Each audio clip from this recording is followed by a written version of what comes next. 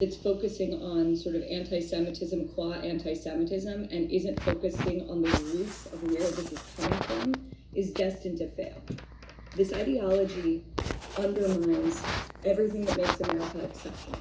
It basically says that because it's even deeper than America. It really goes back to Enlightenment values. Like, because the ideas of the Enlightenment were created by dead white men who had terrible ideas about any number of minority issues, or because the founders themselves were moral hypocrites and some of them were slavers, it means that the ideas themselves that those people came up with are rotten to the core. And therefore, the institutions and the ideas and this sort of amazing scaffolding that we live in needs to be undermined from within. That is the answer for it on one foot. What it looks like practically is it basically says, the old ideas of, being able to debate and disagree, the idea that we are all created in the image of God, the idea that we're all entitled to equality under the law, the idea that we don't hold individuals guilty for the sins of their parents. This is fundamental. The idea that the way that we judge an idea is not based on the identity of the speaker, but the quality of the truth claim that they're making. I could go on and on and on. These are ideas that we all, I think, in America have taken for granted. Like, they seemed as obvious as gravity. And I think what's happening now, and I find myself in so many debates having to defend these things that I grew up in a world where we took them for granted, the reason is because this ideology has been so effective at undermining them, and undermining them in, not from the far right, but undermining them from the language of historical justice, repair of past suffering, the new civil rights movement, and I could go on and on and on. I've written about this extensively. And so an ideology that divides the world, as we know very well from recent history in Europe, that divides the world into pure and impure, that divides the world into good or bad, forces of light, forces of darkness. This is just a new way of doing that. And anyone who has studied Jewish history knows extremely well where that winds up. And I think one of the way that it's functioning here in America, right, is on the far right. It's really interesting because you just see the way that we're being squeezed in opposite directions. On the far right, what the far right says about us is that we're like the greatest trick the devil has ever played. We appear to be white, but in fact, we Jews are loyal to Black people and brown people and immigrants and Muslims. When the people in Charlottesville marched with their tiki torches shouting, "Jews will not replace us," that was what they were articulating. When Robert Bowers, the murderer, neo-Nazi, walked into the synagogue where I became a bat mitzvah, Tree of Life, the reason he chose that synagogue was that the previous Shabbat, Tree of Life had participated in this highest initiative of refugee Shabbat. And yet, on the far left, they are making the exact mirror image claim. They are saying, these Jews are the ultimate white people. They say that they're victims. They say that they're subjected to more hate crimes based on their religion than any other group. But look at them. They've achieved so much. They have success far in excess of their proportion of the population. They benefit from white privilege.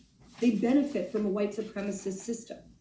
And not only that, not only are they guilty of being white supremacist adjacent, they're also loyal to the last standing bastion of white colonialism in the Middle East.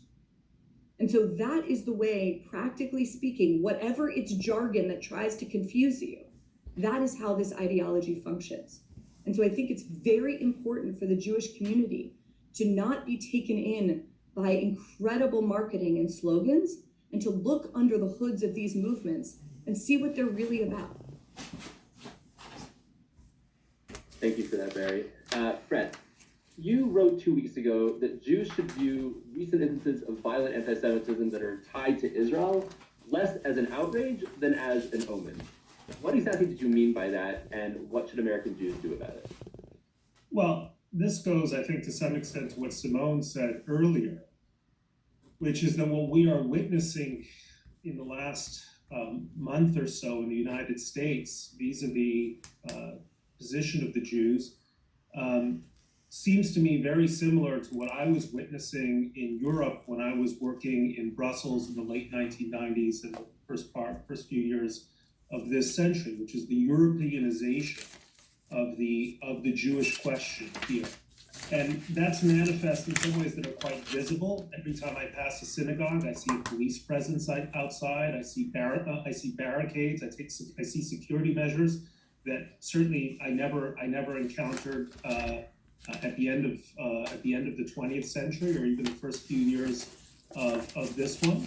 But you're seeing it in invisible or maybe less visible ways as well. And here I really want to touch on what I thought were Barry's really extraordinary and profound remarks.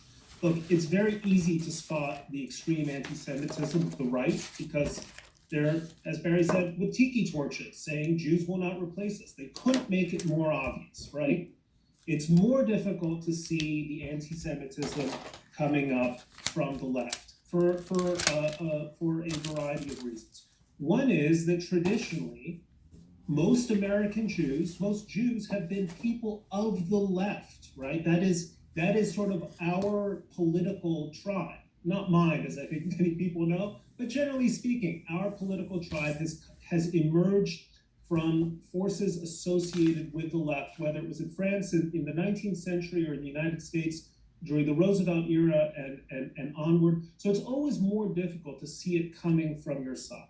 Secondly, this goes to what I said earlier, there's a kind of semantic wordplay where the view is, well, not only is anti-Zionism not anti-Semitism, but it's an outrage to describe someone as an anti-Zionist, who's an anti-Zionist, as perhaps a presumptive anti-Semite, not least because they share so many of the same tropes and the same prejudices. But the third reason, and this is I think very important, is that the left, for better and worse, controls the high towers of culture, right? And if you think that to some extent cultural attitudes about what is taboo and what is not taboo, kind of trickle down from the top. This is not trickle down economics. This is trickle down culture theory, and I think there's something to be said for it. Then that poses a particularly unique danger because what we're finding on college campuses, and Barry was absolutely right. It doesn't mean just because you didn't pass the BDS resolution doesn't mean it hasn't become a BDS campus.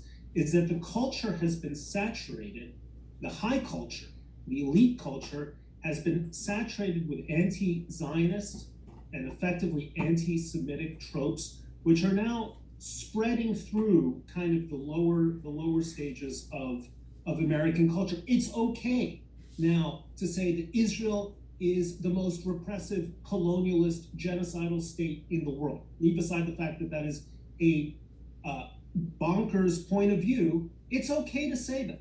It is okay to say that Israel is gratuitously murdering Palestinian children, apparently because that's something Israelis do, just as that was something Jews supposedly did in 12th century England. There are no taboos connected to this. You know, I was in the Village the other day in Manhattan when one of these Palestinian caravans came through on the back of trucks driving alarmingly fast down McDougal Street and intimidating everyone. And what's significant isn't that these people represent some huge force, right? They don't represent a huge force. What's significant is they weren't ashamed of doing what they were doing.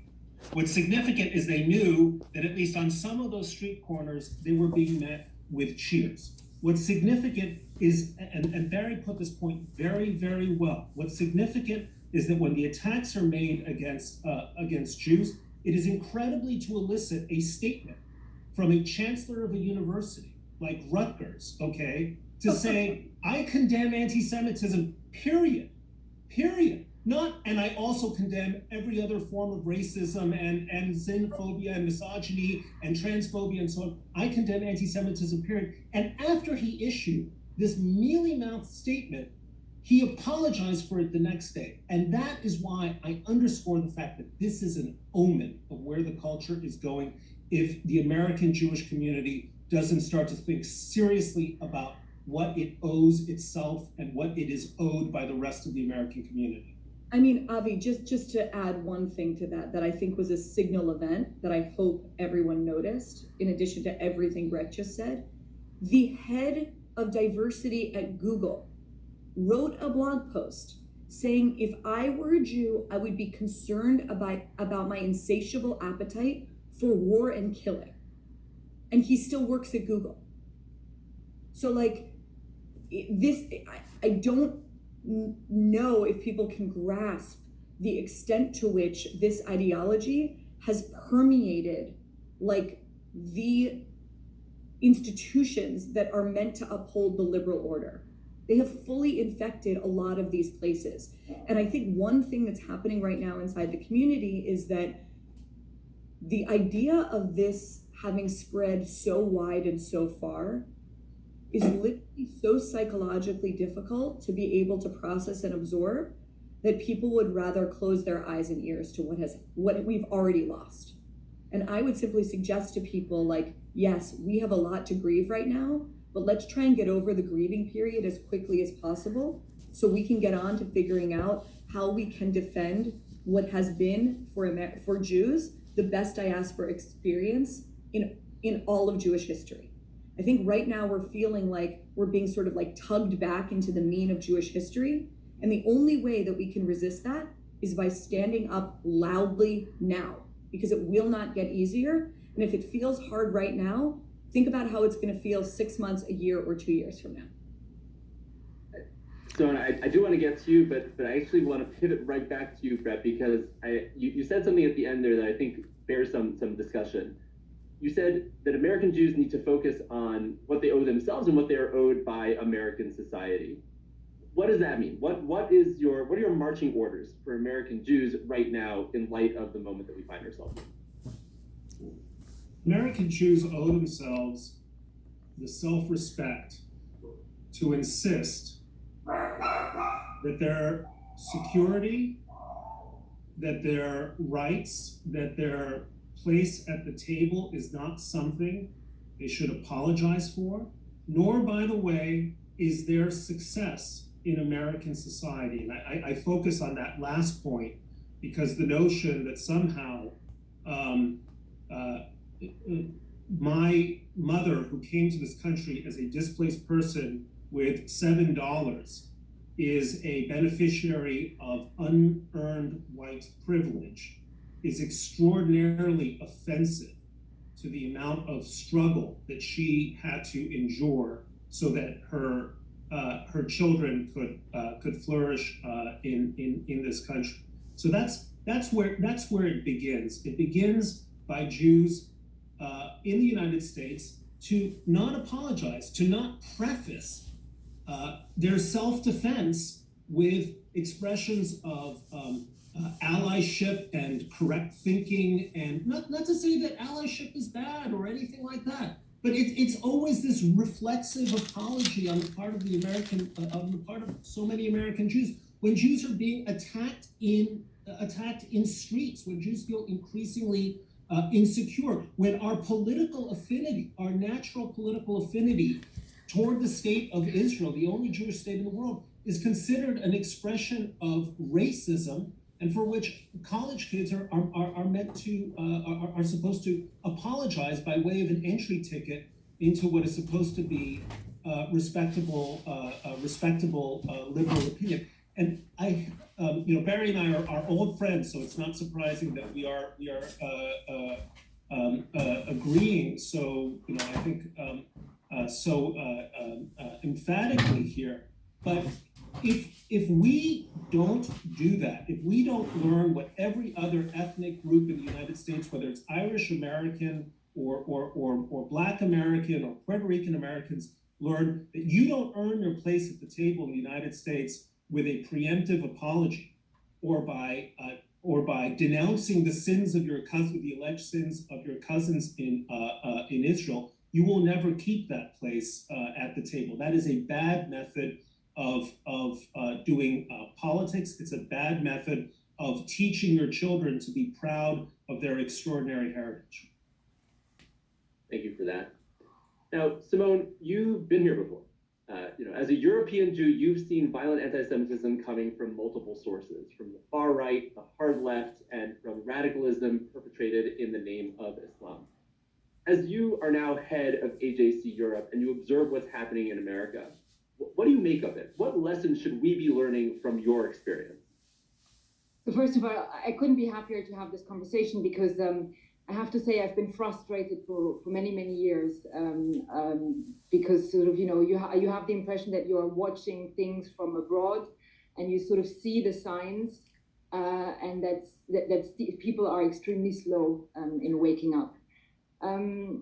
So first of all, maybe just a little bit of context here. First of all, I think that we have invested for 20 years at AJC in Europe, and I think we have accumulated an experience and a knowledge that basically no one else has. And so for me, this is why it's so important to use that knowledge and that experience and try to sort of help our American brothers and sort of really help them understand what's going on. Also, exactly 6 years ago, in preparation of this panel, I realized that Brett and I were sitting at a panel together with Jeffrey Goldberg, and the topic was, do Jews have a future in Europe? And my dear American friends, Brett, you included, believed that we didn't have a future as European Jews. And I, on my end, tried to make, I think, 2 points. The first was that I believe that we cannot and should not abandon the battle in Europe because I believe, and still do, that the future of the entire continent is at stake because of anti-Semitism. If the battle against anti-Semitism is lost, the entire continent is lost. The second point I try to make is that because I think we live in a globalized world, basically no liberal democracy is exempt from that cancer. And when I look back to those 6 years ago, I'm sad to say that I think I was right. That there were already elements 6 years ago that sort of showed that something was starting to get extremely wrong on the American side. But let me now go sort of a little bit to sort of the lessons, if I can say so. Of course, first of all, of course, if America is different than Europe, but by the way, Europe as a whole is different. Yeah? There are 30 countries or 28 countries, not every country is the same, and the situation is different in each one of them. But the first one is related to, I think, to what I said earlier on, and what I tried to explain during the panel 6 years ago. I think because Jews are the canary in the coal mine, because they are the alert system that something is profoundly wrong in our liberal democracies, I think anti-Semitism can never, ever be the problem of Jews alone. If it's only us, if it's only Jews who are speaking out, we have a serious problem. And it's the problem, by the way, we, I think, had in Europe at the beginning of the years of 2000, because we were alone. People were not listening to us. People were thinking we were paranoid. We were alone. So I think that's the first very important lesson. We have to try and find ways to urge others to speak out and get them to understand that, at the end of the day, this is just the beginning. It's not going to end there. The second, and Barry, you pointed towards this, is the fact that unless you also deal with the underlying issues of anti-Semitism, the illiberalism, the polarization, the hard left and hard right, identitarianism, the fight against anti-Semitism is going to be just, you're just going to put a plaster on you're not going to be able to deal with the actual disease. The second one, and this I'll try and be short because we discussed it already, is there are indeed 3 forms of anti-Semitism, and each one has to be treated differently. Each one, you can't politicize the issue of anti-Semitism. If you start playing a political game where you just accuse the other side of being anti-Semitic, this is just playing politics. You're not going to get anywhere. But also, I think more specifically, it's important to understand that particularly on the left, as we've said before, it's difficult to speak about it. It's, everybody recognizes neo-Nazis. Everybody is able to say, there's something wrong with the hard right. It's more complicated when it's about the hard left because it hides behind something, that looks virtuous. that looks right. It uses terms that look right. And third, and this is particularly important, I think, in the European context, but is not entirely untrue, I think, also for the American context, is that minorities can suffer from racism, but also be anti-Semitic. It took Europe a very long time to analyze and admit that, European Muslim communities had a problem. Of course, not everybody, but the minorities, that there was a problem there. Sometimes for the good reasons, because people didn't want to stigmatize a community that itself was already suffering from racism. But I think unless we understand at the end of the day that we have to listen to the voice of the individual, rather than looking at people in, as group of victims and oppressors, we're not going to get anywhere. And I'm going to stop here. A lot. Thank you, Simone. I'm actually going to stick with you and let you be the first one to answer this question, which I'll ask of all three of you. Suppose you were to get a phone call from the White House and President Biden were to call you into the Oval Office and say, Simone, I know that anti-Semitism is a problem in the United States. I'm aware of this issue. What should I do about it? What would you tell